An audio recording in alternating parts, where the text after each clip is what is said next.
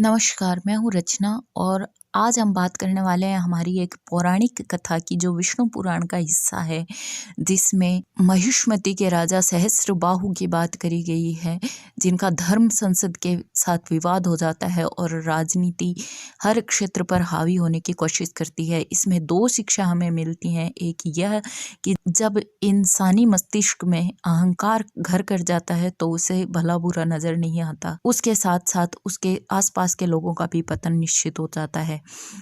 और दूसरी बात यह कि जब राजनीति हर दूसरे क्षेत्र पर न्याय व्यवस्था जैसे धर्म संसद को न्याय का हक दिया गया था उस वक़्त, तो न्याय व्यवस्था, कार्यपालिका हर चीज़ पर राजनीति हावी हो जाती है, तब भी उस देश का भविष्य खतरे में पड़ जाता है। तो ये चीज़ें हम वर्तमान परिप्रेक्ष्य में भी देख सकते हैं।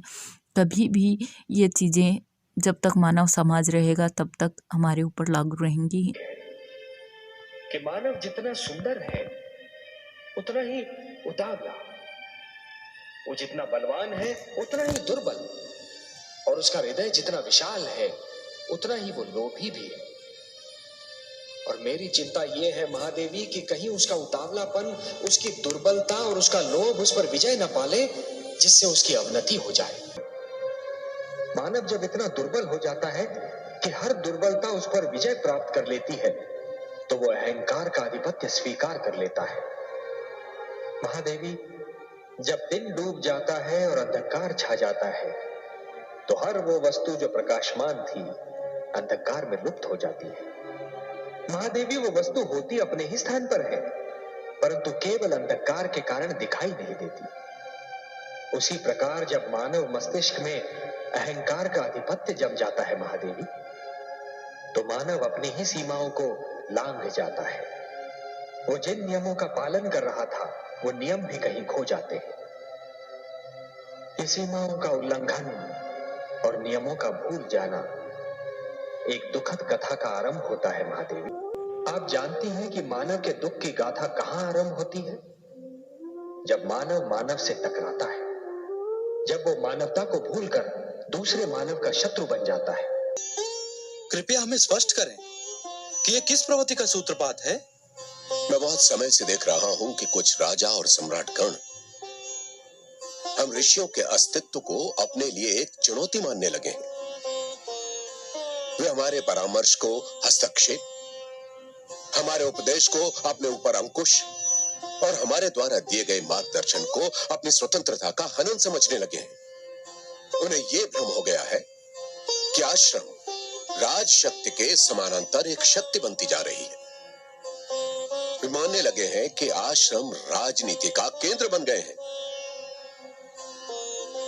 महाराज सहस्रार्जुन द्वारा ऋषि जमदग्नि के पुत्र कलश पर यह निर्मम प्रहार इस बात का संकेत है कि राजागण आश्रम संस्था पर प्रहार करने के लिए उतावले हो रहे हैं।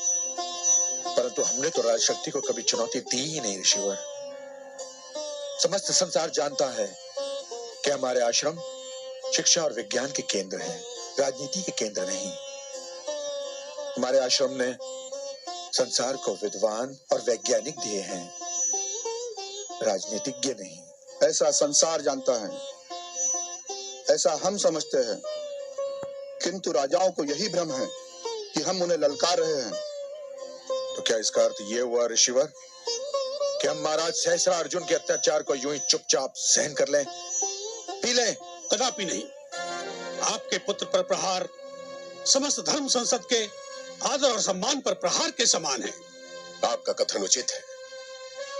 महाराज सहस्रार्जुन को सप्त ऋषि सभा के समक्ष प्रस्तुत होकर अपने दुष्कर्म का उत्तरदायित्व लेना होगा। प्रणाम महाराज सहस्रार्जुन। मैं आपके आगमन का उद्देश्य जानना चाहता हूँ। मैं धर्म संसद की ओर से आपके लिए संदेश लाया हूँ। संदेश सुनाया जाए। धर्म संसद ने इच्छा प्रकट की है कि महिष्मति नरेश कल प्रातः उसके समक्ष उपस्थित हो। इस इच्छा का कारण भी बताया जाए। क्षमा राजन, कारण के विषय में मैं कुछ भी कहने में असमर्थ हूँ। और यदि मैं धर्म संसद की इच्छा का आदर करना अस्वीकार कर दूं तो?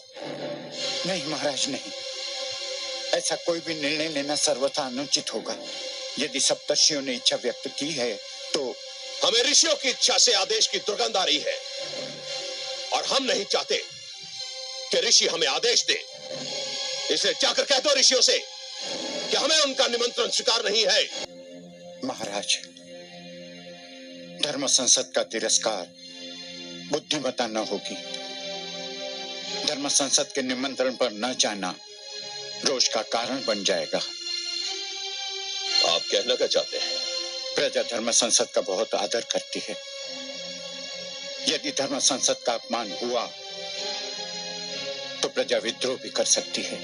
हम राजा है महारानी, और इस धरती के बहुत बड़े क्षेत्र के स्वामी हैं। इस क्षेत्र पर हमारा आधिपत्य है, हमारा राज्य है। इस क्षेत्र में रहने वाले समस्त प्राणी हमारे आदेश का पालन करते हैं। ऋषि भी इसी क्षेत्र के वासी हैं, उन्हें भी हमारे आदेश का पालन करना चाहिए। हम उनके आदेश का पालन क्यों करें? स्वामी, ये सत्य है कि ऋषिगण भी इसी क्षेत्र के वासी हैं, परंतु ये भी सत्य है कि हम जिस जीवन प्रणाली को मानते हैं उसमें ऋषियों का एक विशेष स्थान है। ऋषियों को यह स्थान हमारी उदारता के कारण मिला है महारानी। परंतु मिला तो है। इसका अर्थ यह तो नहीं कि वो हमसे टकराने लगे, हम पर आदेश चलाने लगे। नहीं महारानी, ऋषि अपने आप को आवश्यकता से अधिक शक्तिशाली समझने लगे हैं। इनकी शक्ति पर अंकुश लगाना होगा। मेरे विचार में ये अनुचित होगा। क्यों अनुचित होगा? हे राजन, वे हमसे दूर अपने संसार में मग्न हैं, शिक्षा दान करके समाज की सेवा कर रहे हैं, समाज को अच्छे नागरिक दे रहे हैं, लोभी नहीं है। वे धन और सत्ता नहीं चाहते। सत्ता नहीं चाहते, परंतु सत्ताधारियों को नीचा अवश्य दिखाना चाहते हैं। शक्ति पर यदि ज्ञान और बुद्धि का अंकुश रहे तो निर्माण की एक अनूठी क्रिया जन्म लेती है। परंतु यदि शक्ति के सिर से बुद्धि और ज्ञान का अंकुश हट जाए या शक्ति बुद्धि के वश से बाहर हो जाए तो अराजकता और विनाश के द्वार खुल जाते हैं। बाहुबल यदि बुद्धि बल को अपना बैरी मान ले तो कई पीढ़ियां बर्बाद हो जाती हैं। बुद्धिजीवियों का दमन मानव इतिहास की सबसे बड़ी दुर्घटना होती है। जब जब सत्ताधारी वर्गों ने बुद्धिजीवियों का दमन किया है तब तब समय कराह उठा है। आज मैं फिर वही दृश्य देख रही हूँ। सहस्रार्जुन ने अकारण ही ऋषियों और उनके आश्रमों को अपना प्रतिद्वंदी मान लिया है और अपने आप को विश्वास दिला दिया है कि ज्ञान और बुद्धि उसकी राजसत्ता को ललकार रहे हैं। देखें उसका ये दुर्विश्वास उसे कहां पहुंचाता है। आपने अनुशासन भंग करके दूसरा अपराध किया और इसका दंड जानते हैं आप? आपको सिंहासन से उतारा जा सकता है। यदि प्रजा को यह ज्ञात हो गया कि आपने धर्म संसद के आदेश को नहीं माना तो जिस राज सिंहासन, जिस राज शक्ति और जिस मुकुट के कारण प्रजा आपके समक्ष नतमस्तक होती है वो आपको इन सब से वंचित भी कर सकती है और इस राज्य में विद्रोह की ऐसी ज्वाला भड़केगी कि आपको उसे बुझाना असंभव हो जाएगा। आगे इस कहानी में सहस्त्रबाहु का अहंकार उसे पतन की ओर ले जाता है। उसके गुरु, उसकी पत्नी उसको सही शिक्षा देने की कोशिश करते हैं, परंतु अहंकारवश वो उनकी बात मानने से इनकार कर देता है और तत्पश्चात परशुराम सहस्त्रबाहु सहित उसका साथ देने वाले 21 राजाओं के कुल का विनाश कर देते हैं। अब ये कहानी कितनी सच है कितनी झूठ है वो मुझे नहीं पता, लेकिन इससे जो शिक्षा मिलती है वो बहुत ही तथ्यपरक है। वो ये कि अहंकार विवेक शक्ति का विनाश कर देता है, इसलिए उससे दूर रहना बहुत ज़रूरी है। और दूसरा यह कि जब राज्य का शासक ही, जिसे जनता ने चुना होता है, वो ही कलुषित बुद्धि के वश में होकर न्यायपालिका को न्याय करने से वंचित कर देता है और मासूम जनता का शोषण करना शुरू कर देता है, उस पर अत्याचार शुरू कर देता है, तब उस देश का पतन निश्चित हो जाता है। और इस समय में जनता की भी यह जिम्मेदारी है कि वो समझे कि उसका शासक कब गलती कर रहा है और उसे कब शासन से उतारना जरूरी है, तो वह आने वाले वक्त में होने वाली हिंसा और निर्दोषों को शोषण से बचा सकता है। इसलिए जनता को जागरूक रहना और हमेशा एक विपक्ष की भूमिका में रहना बहुत ज़रूरी होता है। लेकिन विपक्ष की भूमिका में रहने का मतलब ये नहीं कि हमेशा अपने शासक का कटाक्ष करता रहे, उसका साथ ना दे। साथ देना भी ज़रूरी होता है, परंतु जहाँ पर शासक गलत है उस गलत को गलत कहना भी ज़रूरी होता है, ताकि शासक में अहंकार ना आए और देश सुचारू रूप से चलता रहे और जनता का और देश का विकास होता रहे।